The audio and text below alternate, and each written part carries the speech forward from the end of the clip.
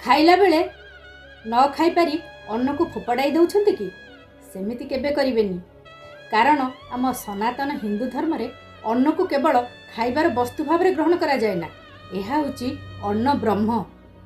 थरे हस्तिनारे अकाल पड़िला, शस्य क्षेत्र सुखीगला, खाद्य शस्य उत्पादन हो पारानी।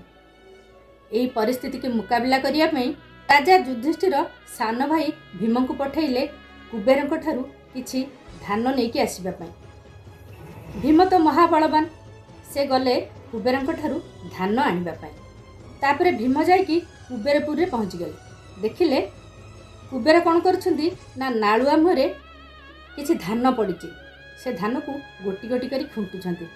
से देखिकी सेठी कुबेर को धान मागिबे कौन, सेठू फेरी आसिले हस्तिनापुर। तापरे आसिकी युधिष्ठिर को कहले भाई आपण मते पठेइथिले कुबेर पाखरु धान आनियाकू। सीए तो निज असुविधार अछन्ती, गोटी गोटी करी धान नालुआंबरू खुंटुचन्ती, सी कौन मते धान देबे।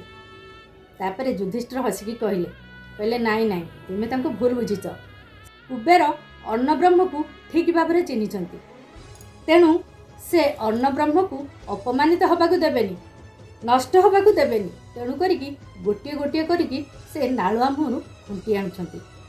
ए कथा सुनी भीम लज्जित हेले। तापरे से बुझीगले जे अन्नर महत्व केते। मो कथाटी केमती लागिला टिके कमेंट रे कहिदेबे।